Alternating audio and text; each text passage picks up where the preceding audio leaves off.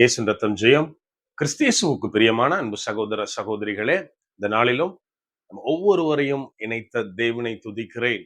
இந்த நாள்லயும் ஆவியானவர் உணர்த்தின ஒரு காரியம், பாகாலா தேசமே பயப்படாதே. எனக்கு அன்பானவர்களே, இன்னைக்கு பர்டிகுலரா ஜனவரி 22 கிறிஸ்தவர்களாகிய கிறிஸ்துவனுடைய பிள்ளைகளாகிய நாம ஒரு கருப்பு தினமாக இந்த நாளை கருதுகிறோம். மிகவும் ஒரு வேதனையான காரியம், மிகவும் ஒரு துக்கமான ஒரு நாள். எதுக்காக தெரியுமா? ஒரு 25 வருடங்களுக்கு முன்பதாக இதே நாள்ல நமது இந்தியாவுக்கு மிஷனரியாக வந்த கிரகாம் ஸ்டெயின் அப்படின்றவரும் அவருடைய 2 பசங்களும் உயிரோடு எரித்து கொல்லப்பட்ட ஒரு நாள். அதுக்காக தான் இந்த நாளை மிகவும் ஒரு கடினமான, கஷ்டமான, வேதனையான நாள், கருப்பு நாள் அப்படின்னு நான் ஆரம்பத்துல சொன்னேன். நீங்க வேற எதையாவது நினைக்கிறீங்களா?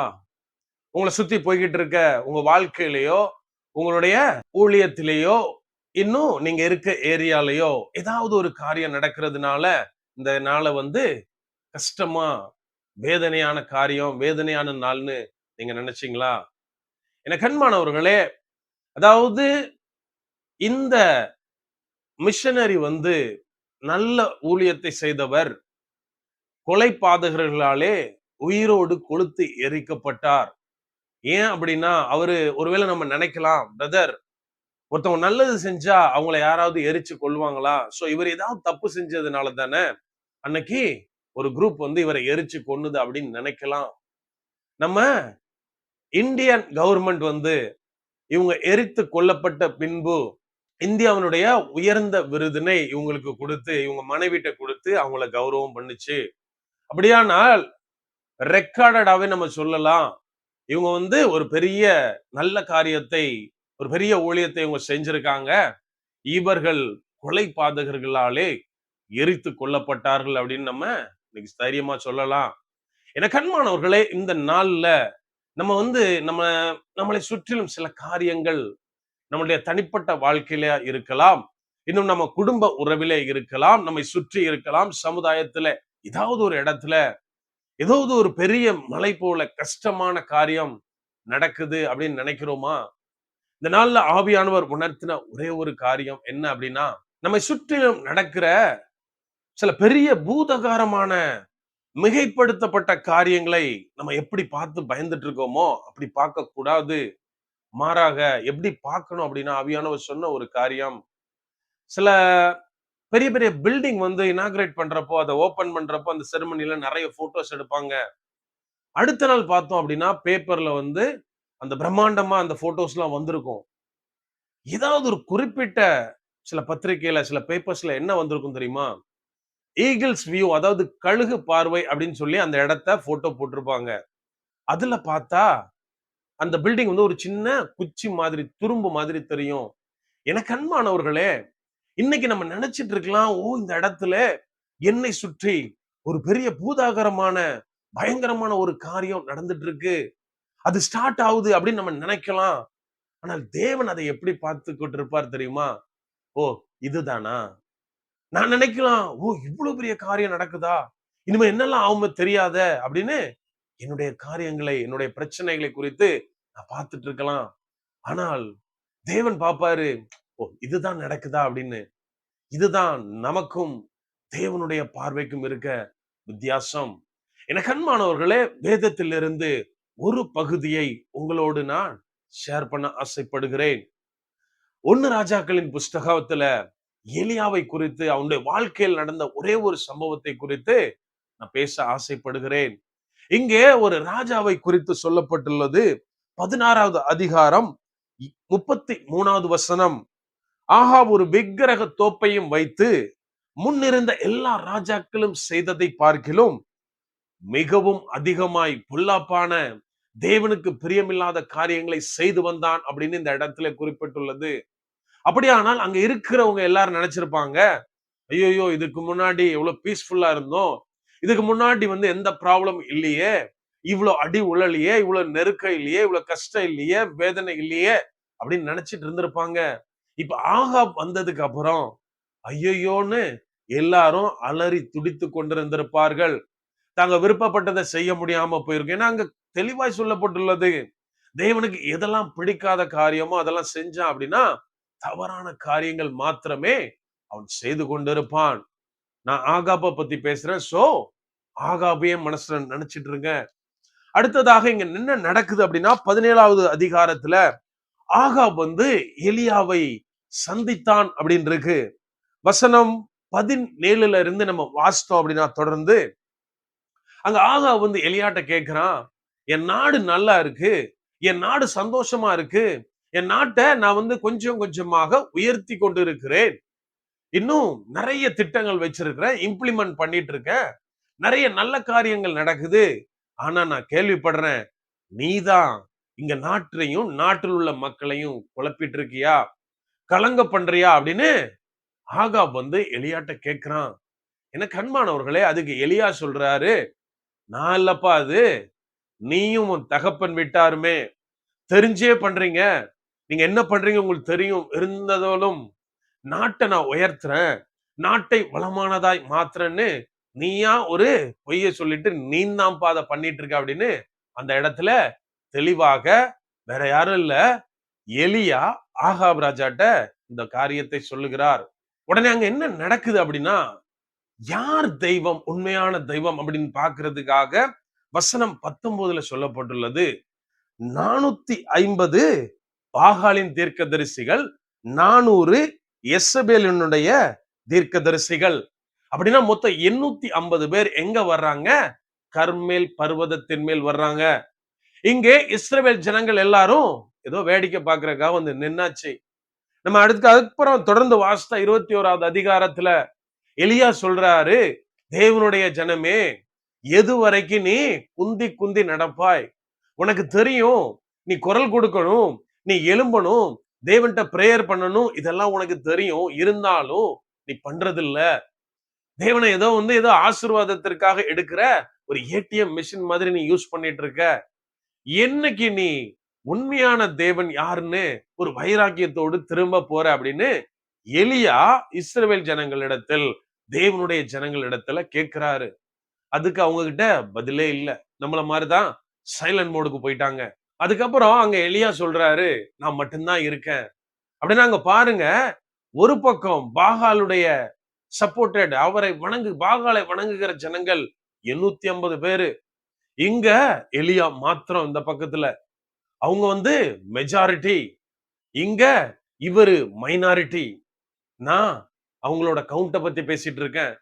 இந்த இடத்துல என்ன நடக்குது அப்படின்னா, 2 பேரும் ஆளுக்கு ஒரு பலி செலுத்தணும், பலிபீடத்தின் மேல் காளையை வைத்து விடணும், தங்களுடைய தேவர்களை கூப்பிடணும். யாருடைய தேவன் உண்மையானவரோ அங்க யோசிச்சு பார்க்கணும், பலி நெருப்பு வைக்கப்படாமல் வானத்திலிருந்து அக்னி பட்சிக்கணும். இதுதான் அவங்களுக்குள்ள இருக்கிற அந்த டீல். இது நடக்குது. என்ன நடக்குது அப்படின்னா, முதலாவது நம்ம எல்லாருக்குமே தெரியும், யார் அதிகமா இருக்காங்களோ அவங்க சவுண்ட் தான் மேல வரும். சோ இங்க எலியா சொல்றாரு, நீங்க நிறைய பேர் இருக்கீங்கப்பா, ஸ்டார்ட் பண்ணுங்கன்னு சொன்ன உடனே அவங்க ஸ்டார்ட் பண்ணிட்டாங்க. அதாவது வசனம் 26ல அவங்க கத்துறாங்க, பாகாலே வாரும், ஓ பாகாலே, ஓ பாகாலே, ஓ பாகாலே வாரும். கூப்பிடுறதுதான் போட்டிருக்கு. ஆனா என்னன்னா, கண்டிப்பா இந்த மாதிரிதான் நிறைய ஸ்லோகன் சொல்லி அந்த பாகாலை கூப்பிட்டு இருப்பார்கள். ஓ இறங்கி வாரும், பாகாலே இறங்கி அக்னியை போடும், இந்த மாதிரி தொடர்ந்து அவங்க கூப்பிட்டுருப்பாங்க. யோசித்து பாருங்க, எவ்வளவு பெரிய கூட்டம், எவ்வளவு பெரிய என்னெல்லாம் பண்ணிருப்பாங்க. கொஞ்சம் யோசித்து பார்த்தா நிறைய பேர் ஃபிளார் வச்சு, அதாவது வானத்தை நோக்கி தூவி இருப்பாங்க. இறங்கி வாங்க, எங்க தேவனே இறங்கி வாங்க, இந்த பலியை ஏற்றுக்கொள்ளுங்க. நிறைய இன்னும் அநேக காரியங்கள்னால அவங்க மண்ல அழுது உருண்டு மேல மலை மேல புரண்டிருப்பாங்க. எப்படியாவது எங்களுடைய குரலுக்கு நீங்க பதில் உத்தரவு கொடுக்கணும் அப்படின்னு நம்ம கொஞ்சம் யோசித்து பார்க்கணும். கூப்பிட்டு கூப்பிட்டு பார்த்தாச்சு, ஒரு சவுண்ட் இல்ல. அதாவது நான் நினைச்சேன், எலியாவை ஒரு பெரிய ஒரு ஆர்மி ஆபீசர் மாதிரி, ரொம்ப ஒரு ஸ்ட்ரிக்ட் ஆபீசர் மாதிரி நான் நினைச்சேன். ஆனா அவர் பயங்கர நம்ம காமனா சொல்றதா இருந்தா ஒரு நக்கல் பிடிச்ச மனுஷனா இருந்திருக்காரு. வசனம் 27ல பார்த்தோம்னா அது தெரியும். இங்க அவன் மண்டைய உடைச்சிட்டு இருக்கான், எல்லாம் உட்கார்ந்து இவ்வளவு பேர் இருக்கும். இவ்வளவு சவுண்ட் போடுறோம், ஒண்ணும் நடக்க மாட்டேன்னு மண்டையை உடைச்சிட்டு இருக்கான். இவர் போய் சொல்றாரு, ஒருவேளை உங்க தேவன் வந்து ரெஸ்ட் எடுத்துட்டு இருப்பாரா? சும்மா காமனா இப்படிதான் சொல்லியிருப்பாரு. ஒருவேளை பல வருஷமா நீர்க்கடியில இருந்து எப்போவாதான் மேல வருவாரா? இல்லன்னா ஏதாவது மலைகளில போய் அவர் மேல தியானம் பண்றேன் அப்படின்னு சொல்லி தூங்கி இருப்பாரா அப்படின்னு சொல்லி பயங்கர ஒரு நக்கலா பேசுறான். நான் கொஞ்சம் யோசித்து பார்க்கணும் அந்த சிச்சுவேஷன.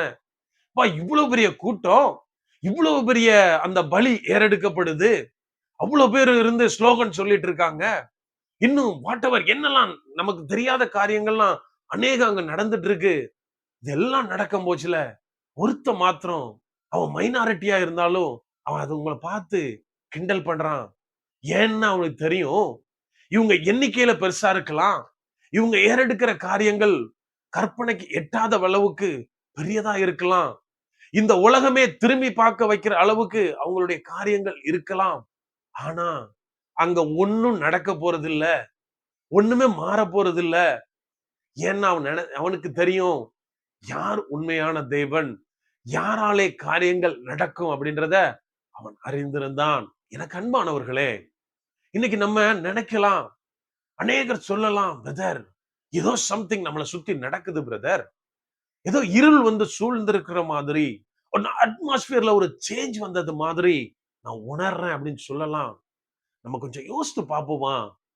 இந்த உலகத்துல உலகத்துல இருக்கிற மொத்த இருட்டு சேர்ந்தா கூட ஒரு சின்ன தீக்குச்சியோட ஸ்பார்க்ல இருந்து வர்ற லைட்ட ஹைட் பண்ண முடியுமா? அதை மறைக்க முடியுமா? முடியாது. அப்படியானால் ஒரு தீக்குச்சி கிட்டயே இந்த இருளின் அதிகாரம் செயல்பட முடியவில்லை அப்படின்னா நம்ம எல்லாத்துக்கும் தெரியும், மனுஷரை பிரகாசிப்பிக்கிற மெய்யான ஒளி இயேசு கிறிஸ்து. தீக்குச்சி கூட அங்க முடியல, இயேசு கிறிஸ்து கிட்ட யோசித்து பார்க்கவே வேண்டாம். எனக்கு அன்பானவர்களே, தேவனுடைய ஒளி எப்ப வருகிறதோ, தேவனுடைய ஒளியை எப்ப நம்ம கேரி பண்ணிட்டு உள்ள போறோமோ, இருளானது அகன்றுவிடும்.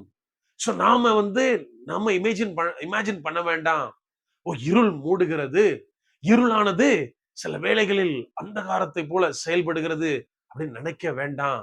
நம்ம செய்ய வேண்டிய ஒரே ஒரு காரியம், இயேசு கிறிஸ்துவாகிய ஒளியை அந்த இடத்துல சுமந்து செல்ல வேண்டும். அடுத்து அங்க பாக்குறோம், இவன் வேற கிண்டல் பண்ணிட்டான், அவங்களுக்கு பயங்கர காண்டாவுது. இன்னும் கொஞ்சம் பயங்கர ஆக்ரோஷமா அந்த பலியை செலுத்துறாங்க, கூப்பிடுறாங்க. என்னன்னா தங்களை கீறி கொண்டார்கள், ரத்தம் வர்ற வரைக்கும் மேபி கையெல்லாம் அறுத்து அந்த பலிபீடத்துல ஃபுல்லா தெளிச்சிருப்பாங்க ரத்தத்தை. ஓ, ரத்தத்தை பார்த்தாகிலும் இவர் வருவாரு, பாகால் தெய்வம் வரும், காரியத்தை செய்யும் அப்படின்னு கடைசி வரைக்கும் சத்தமே இல்ல. ஏன் அப்படின்னா ஒரு காரியம் நமக்கு கேட்டா தானே நம்ம அதுக்கு ரெஸ்பாண்ட் பண்ணுவோம். நம்ம கொஞ்சம் யோசித்து பார்க்கணும். பாகால் ஒரு தெய்வமா? நம்ம இன்னைக்கு அதுக்கு ஒரு பூதகாரமான உருவம் கொடுத்து வச்சிருக்காங்களே ஒழிய அதனால கேட்கவும் முடியாது, காரியத்தை செய்யவும் முடியாது. இப்போ ஈவினிங் ஆயிருச்சு, எலைஜாவோட டர்ன் வருது. எலியா அந்த இடத்துல ஒரு அருமையான காரியத்தை செய்கிறார். இவ்வளவு நேரம் அவங்களை பார்த்து பார்க்கிறோம், காளைகளை வெட்டி பலிபிடத்தில் வைத்து கூப்பிட்டார்கள், பலி செலுத்தினார்கள், வேண்டிக் கொண்டார்கள், கேட்கப்படவில்லை. மாறாக இங்கே எலியா செய்த ஒரு முக்கியமான காரியத்தை நாம் பார்க்க வேண்டும். வசனம் 30 தெளிவாக சொல்லுகிறது, எலியா கர்த்தருடைய பலிபீடத்தை செப்பனிட்டு அப்படின்னு எழுதப்பட்டுள்ளது. என கண்மானவர்களே, முதலாவது அவன் செய்த காரியம் பலிபீடத்தை செப்பனிட்டான். யார் இதுவரை செய்யல, ஸ்ட்ரைட்டா பலி. இன்னைக்கு இதுதான் தேவனுடைய பிள்ளைக்கும் பாகாலுடைய பிள்ளைகளுக்கும் உள்ள வித்தியாசம். அதாவது நம்ம கேட்கலாம், பிரதர் அவங்களும் பிரேயர் பண்றாங்க, நம்மளும் பிரேயர் பண்றோம், அவங்களும் மந்திரம் சொல்றாங்க, நம்மளும் ஏசு கிறிஸ்து கற்பித்த மந்திரத்தை சொல்லுகிறோம், அவங்களும் நிறைய சாக்ரிஃபைஸ், நம்மளும் சாக்ரிஃபைஸ், பொருத்தனைகள் செய்கிறார்கள், நம்மளும் பொருத்தனை செய்கிறோம். ஆனா என்ன வித்தியாசம் தெரியுமா? முதலாவது தேவனுடைய பிள்ளை பலிபீடத்தை செப்பனிடுகிறான், பலிபீடத்தில் எண்ணெய் வைக்கிறான், தன்னை வைத்து தனக்குள்ளா இருக்கிற அந்த பாவ சிந்தனையை களைந்து போடுகிறான். தேவன் மறு உத்தரவு அளிக்கிறார். என கண்மானவர்களே, ஏனென்றால் நம்முடைய கர்த்தர் பரிசுத்தர். பரிசுத்தத்தோடு மாத்திரமே அவரை தரிசிக்க முடியும். பரிசுத்தத்தோடு மாத்திரமே அவருடைய பலிபீடத்தில் நாம் பங்கு பெற முடியும். பரிசுத்தத்தோடு மாத்திரமே அவர் கரங்களை நாம் பிடித்துக் கொள்ள முடியும். ஆகவே முதலாவது அவன் செய்த காரியம் பலிபீடத்தை செப்பனிடுகிறான். அடுத்ததாக அநேக காரியங்கள் செய்ய இங்க சொல்லப்பட்டுள்ளது.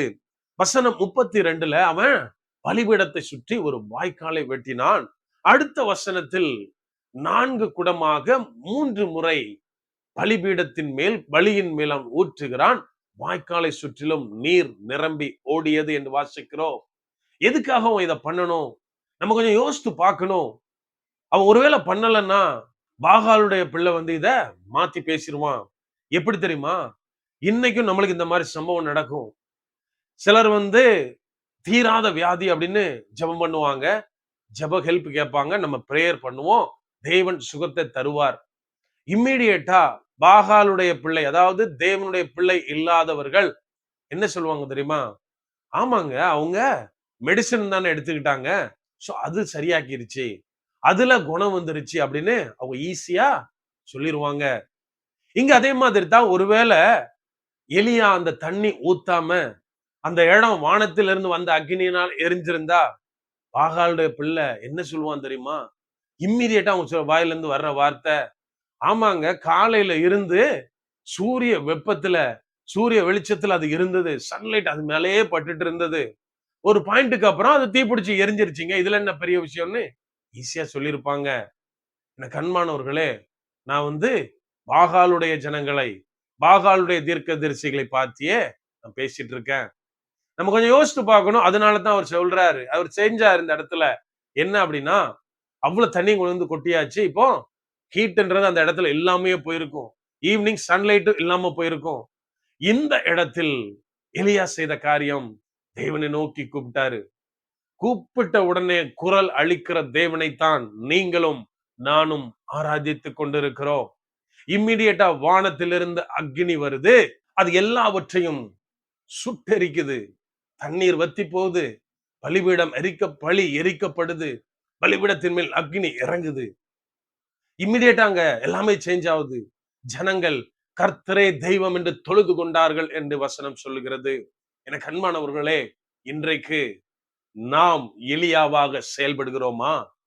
அதாவது எனக்கு முன்பதாக பாகாலுடைய பிள்ளைகள் ஜனத்தொகையில பெருகி இருக்கலாம். இன்னும் அநேக பூஜைகள் ஏறெடுத்து கொண்டிருக்கலாம். நான் இதை பார்க்கிறேன். எப்படி பார்க்கிறேன்? பாகாலை ஒரு தெய்வமாகவும் அவர்கள் செய்கிற பூஜையையும் ஒரு பெரிய விஷயமா எனக்கு முன்பதாக நிற்கிற மலையை போல் பார்க்கிறேனா? அல்லது தேவன் எப்படி பார்த்து கொண்டிருப்பார்? தேவன் அந்த காரியத்தை என்னமாக நினைத்துக் கொண்டிருப்பார்? அதை கொண்டு தேவ நாமம் எப்படி மகிமைப்படும்? இந்த மாதிரியான காரியத்தை நான் சிந்தித்துக் கொண்டிருக்கிறேனா? கொஞ்சம் யோசித்து பார்க்கணும். ஆகாபை குறித்து வாசித்தோமே, அதுக்கப்புறம் ஆகாபுடைய நிலைமை கொஞ்சம் யோசித்து பார்ப்போம். ஜனங்களுக்கு முன்பாக இருந்து ஈஸியா கையை காட்டிடலாம்.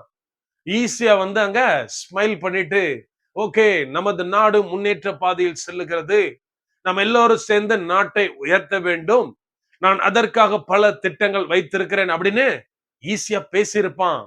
ஆனால் நைட்டு நிம்மதியா தூங்க முடியுமா? நிம்மதியான தூக்கம் வருமா? ஏதோ கொடையாது உள்ள, கொடைஞ்சிருக்காது உள்ள. ஆகாவை குறித்து என கண்மானவர்களை, இன்றைக்கு நாம் முதலாவது எலியாவாக எழும்ப வேண்டும். எப்படி எலியா காரியங்களை செய்தாரோ அதை போல என்னுடைய வாழ்க்கையில், என்னுடைய எல்லா காரியத்திலும் தேவனுக்கு முன்பதாக தேவன் சொல்லியபடி தேவன் மேல் நம்பிக்கை கொண்டு நான் என்னுடைய பலிபீடத்தை செப்பனிடும் போது, என்னுடைய வாழ்க்கையை தேவனை நோக்கி இயேசு கிறிஸ்துவை போல நான் மாற்றிக்கொள்ளும் போது, தேவன் எல்லா காரியத்தை பார்த்து கொள்ளுவார். பாகால்களுடைய பிள்ளைகளை தேவன் சிதறடிப்பார். நான் ஒண்ணுமே பண்ண வேண்டாம். தேவனுக்கு முன்பதாக பலியை செலுத்திவிட்டு மக்கள், ஜனங்கள் கர்த்தரே தெய்வம் என்று அறிந்து கொள்ளும்படியான காரியங்களை செய்தாலே போதும். மீதியான எல்லா காரியவற்றையும் தெய்வன் பார்த்து கொள்ளுவார். அதனால தான் ஆவியானவர் தெளிவாய் உணர்த்தின ஒரு காரியம், என் ஜனமே உன்னை சுற்றிலும் பாகாலா, தேசமே பயப்படாதே. அப்படியே கண்களை மூடுவோமா? அன்பான ஆண்டவரே, இந்த நேரத்திலே அப்பா உம்மை நோக்கி பார்க்கிறோம். ஆவியானவர் நீர் எங்களோட இருக்கிறீர், அதற்காய் நன்றி செலுத்துகிறோம். ஆவியானவரே, இந்த வார்த்தைகள் எங்களை பலப்படுத்தினதுக்காய் நன்றி தகப்பனே. அநேக நேரத்துல இந்த நாளை குறித்து நாங்கள் மனம் அடிந்து போகிறோம். பயங்கரமான ஒரு ஒரு இன்செக்யூர்டா எங்க மனதுல சில காரியங்கள் வந்து போகிறதை ஆவியானவர் நீர் அறிந்திருக்கிறீர். அப்பா, மிஷனரிகளுடைய ரத்தம் சிந்தப்பட்ட நாள் இது தகப்பனே. வேதத்துல நாங்க வாசிக்கிறோமே, குற்றமற்ற ஆபேலுடைய ரத்தம் என்னை நோக்கி கூப்பிடுகிறதுன்னு. அப்படியான சிந்தப்பட்ட ரத்தங்கள் உம்மை நோக்கி கூப்பிடுகிறதை ஆவியானவர் நீர் அறிந்திருக்கிறீர். இந்த நேரத்திலே எங்களுக்கு நினைப்பூட்டுகிறீர். நன்றி செலுத்துகிறோம். இந்த நேரத்துல உமக்காக சிந்தப்பட்ட ஒவ்வொருத்தருடைய இரத்தத்தையும் நன்றியோடு நினைத்து பார்க்கிறோம். ஆவியானவரே, ஒவ்வொன்றிலிருந்தும் நீர் எங்களுக்கு பதில் தரப்போகிறீர். காரியங்களை மாற்றப் போகிறீர். நன்றி செலுத்துகிறோம். எங்களுடைய நல்ல தேசத்தை உமது கரத்திலே ஒப்பு கொடுக்கிறோம். ஆவியானவர் நீர் பொறுப்படுத்திக் கொள்ளுவீராக. அப்பா, எங்களுக்காக நீர் சிந்தின ரத்தம் இந்த நேரத்துல எங்களுக்காக பேசிக் கொண்டிருக்கிறதற்காய் நன்றி தகப்பனே. ஒருவேளை சில காரியங்கள் எங்களுக்கு பிடிக்காத சூழ்நிலைகள் எங்களை சுற்றிலும் இருக்கலாம். சிலவை எழும்பிக் கொண்டிருக்கலாம். ஆவியானவரே, இந்த நேரத்துல எல்லாவற்றையும் சமூகத்திலே ஒப்புக் கொடுக்கிறோம். மனிதர்களாகிய எங்களுக்கு மாம்ச கண்ணிலே பார்க்கும் போது அது பெரியதை போல, ஒரு ஜெயண்டை போல தெரியலாம். ஆனாலும் ஆவியானவர் எல்லாவற்றை விடவும் மேலானவர் என்பதை விசுவாசிக்கிறோம். தேவன் எல்லாவற்றை பார்க்கலும் பெரியவர், வல்லவர், அற்புதர் என்பதை இந்த நேரத்துல விசுவாசித்து அறிக்கையிடுகிறோம் தகப்பனே. தேவனுடைய கரம் மாத்திரமே எங்களுக்கு ஐஸ்வர்யத்தை தரும், ஆசீர்வாதத்தை தரும், எங்கள் தேசத்தை ஆசீர்வதிக்க முடியும் என்பதை அறிக்கையிடுகிறோம் தகப்பனே. நீர் மாத்திரம் மகிமைப்படுங்க, எங்களோடு இருங்க, எங்களை பலப்படுத்துங்க. எல்லாவற்றையும் இந்த கரத்திலே ஒப்பு கொடுக்கிறோம். பலப்படுத்தி ஆசீர்வதிங்க. அப்பா, எளியாக்களை எழுப்புவீராக. தேசத்துல அநேக ஆகாப்கள் இருந்தாலும் சரி, தேவன் எலியாக்களை எழுப்புகிறீர். நன்றி செலுத்துகிறோம். முற்றிலுமாய் தாழ்த்தி ஒப்பு கொடுக்கிறோம். மீட்பர் இயேசுவின் மூலம் ஜெபிக்கிறோம். ஜெபம் கேளும் எங்கள் நல்ல பிதாவே. ஆமென். God bless.